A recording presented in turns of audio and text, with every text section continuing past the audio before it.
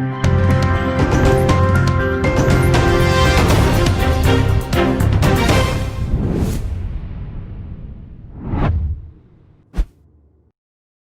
amo bibia wo hwe me sabre akwa bashonko e de batu ma GHS so hunu ya ba msumfo na amma obusu a enie na busa fe die hya se dia na tese e training issue dia beto dwa e wo omahimu e na me de ebesumu na ye ko ensem so busa for Ghana die ensem omahimu ensem ye se ti akoda na tese bi fa be bob na tete pe na tese sempa na etipie na mbeka ya video bi e trend a eno no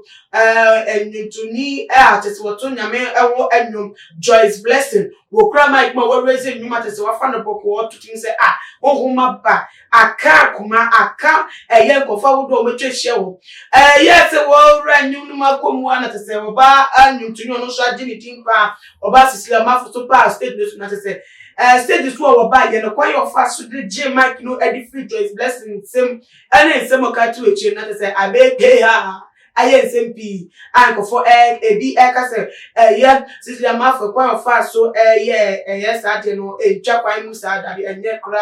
bedo musa no asedi bogu Joyce blessing enimase ebi so say honhom no de eba wono na kire de opese wonye nti honhom na aba no de ye adwuma dia na no yema honhom ne kwan na honhom no enye adwuma na ne niam no obi a waga na hanim se anse na asem we ebesi na oye oba Cecelia Marfo woni ntuni bi to nya case similar issue a SMP awomanu atese ntuni ko ameka na sem brother Sammy ebusa for dem tuma ko check akra mo be ka ya bre bi atwam no brother Sammy Cecelia Marfo asori emu se ko ensrashe na tese no mu na deliverance ba ya tese home prayer mani oba Cecelia Marfo djuma fa mu esi brother Sammy asum tese deliverance we nya sem ketwa born as smart as a brother Sammy wa antin ho ase oba bonti be chirechire mu se we de nya wonkokro to really do obi manem born as smart ma se chire wo revelation sense nkika bebre elenti we dia Joyce blessing jenisu esi amanfo kata fa na brother Sammy kro ya tese wa kai na da demo kai ni ya aba bonti abekasa ade afa de oba Cecelia Marfo no ne usafo enya senkotwa ye go tie brother Sammy esomode abetu da fa nsem no Joyce blessing tina me ye video yi abla nyom ne koso na Joyce ye fled Joyce blessing so meto nyom me problem nyina ni Joyce blessing so mic mu obeto nyom na auto na enuru Cecelia Marfo so ana Cecelia Marfo ko hwi mic ni free Joyce blessing sem enuru ya na meka to hwi mic ni free Cecelia Marfo no so owo ma me wata spirit bi aya na ye no say Holy Spirit but Cecelia Marfo onye holy woye mame wata ensu tumi no de adwuma ti etimi fa no anytime Cecelia ana America ni prince Cecelia Marfo woye bonsam otonyoma bonsam because matena se hu se opese wo good gospel industry e mo se se dis yento ye ya ne se abokade anyum kotua TV ni radio se de be nyame dwom ne nyame gospel besa sustain ye ya ne se abo ho ka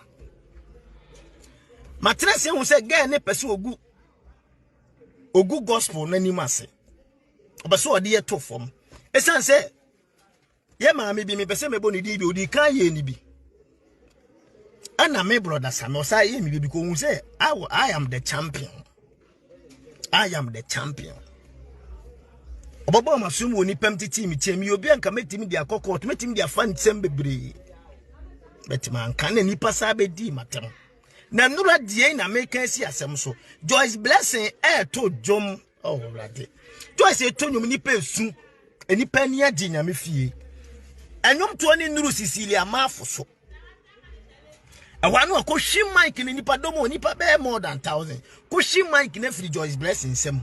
se Joyce ono maame no oye bonsam ti oye ade a obeka se fie nyi se na nyame ye mo se da na zan tons no ode na zan tons no Joyce no shi mic obi enu nso nyame se ko ne ko wale hukunu wo good Joyce ni mase poto Joyce bie na no ebie na ni anisuo Joyce isu timinti ne no na nkasa be unua ba gospel artist me be ma kura na wo bibi na wo mfre me fon so a unua ba se be wasa anyini sen no anka asem no kura ba ye no me ne Joyce di nkomo no uti se Joyce awade egu no Cecelia Marfo unfre Joyce blessing da unfre ne ka se minua ba na minua kotoa mate se wawale ho abansem na ye de awale de nyamboturu awale kwan awale se ni sei Cecelia Marfo unfre Joyce blessing one friend da Cecelia Marfo unfre Joyce blessing and one is send no share any program ni padom me said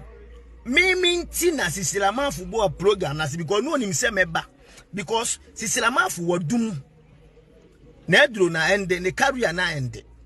Tino kote asole no wantimi ni asofofo no so amfesi na asole na gu ti oso osaba back ba ye nyom tofo ho ani brani sika ni brenti Cecelia Marfo koji wo wura bi sika efre no Mr Bright on the boy sisi boy no mani si asole dan Cecelia Marfo chinchim ni nsa Mr Bright nsa de na saase asem ne wo call to Cecelia Cecelia Marfo chinchim Mr Bright na obo ani si asole dan no ade na saase. That man is evil, that woman is evil. Meme si oye evil na sebe unu aba wale egu na wale sem ye kan ni pem anka koni ntemi nua mateso wale egu na ye de na nka Joyce bless enya ho atire matiro maame we je da bi o se bibi wo no so ye honhom aba koshi mike free Joyce blessings ensem woni pem ku Joyce ni ma se bade no Joyce esuo ma na ni nyina ho na sebe awale sem ye kan ni pem bo wale sem ye ka se ye ka who Cecelia Marfo driver no wada wasofofuo mienu eba abonten video ni wo ho ese omu ne wada omu da asole de ma na who Cecelia Marfo waba no abeyi omu be ma ase wodo nsa to mbe ma so se wo bompa ya mo no ayi omu be ma wo hede mu odu anu atena so wo so ye nyame wo ye duku no sisi olade bidi agora meka nse ma wase enka matena se hu se lady ni pese ogu gospel industry no okoti asole no wantimi ni asofo na amfisi asole na gu esanse no otete ntasu ogu ensoleman nanum otwe aba no ode bo ensoleman tin soleman ese Ghana fo ye hu nyansa asole na gu enti ni din na ni career na ende enti o se pe trend enti nura ade Cecelia Marfo hu ye nwanwa ne se ogu Joyce blessing anima asiwie ye no ehwa wa se mawie me comment on me comment na se nya nyum nti ne oba bet na ye program ni preaching show ye worship program utimi bie wa no se mawie nene on fa ni se ma me was set so na ade na tumi say come na say hi to your fans champion live. Okay, we Facebook live no wala wa two guys. Sure. Champion gospel wo na ebusafo eje ya so de eme ebederi akochire but asami aso mi odi patrol ma te wo bia nsem eni su na te enye ne na asemi eto ebetwa na se na ahya ase atese Joyce bless na emu no wo ma bontin be yi bibia no meka bibia mfa won de ebe se wonu emu se na brother Sammy ka se wonu ni anye wo na ebie mu so no tese ni ese ni atata we suma e wo studio we for class e studio kra him it is wo sun no dan no be him a ni munu so abeka nse matter bontin na di ebeko bia so oje honhom no edi anase wo ni se ngwase pepe no ye training se Joyce bless na mu ebeba bontin in terms of set abeno so ebeba ye so no ye she brother Sammy so kwan ya wo no so aba bontin abecheche nse ma be so ye de course wo Joyce blessing ni Cecelia Marfo ntem no ye de kwan so fa kwemu ana woje tuma misra fa adwenkyere no ebra ebo tuma gi comment section na se wunyi tuma na se wuni se ono so be se asem no kra ubetimi ade asumi ewe comment section wa bomodi ana share video on other social media platforms follow him Instagram Twitter so at @tumagih_Facebook @tumagih bidin ade na ama ubuswa makramu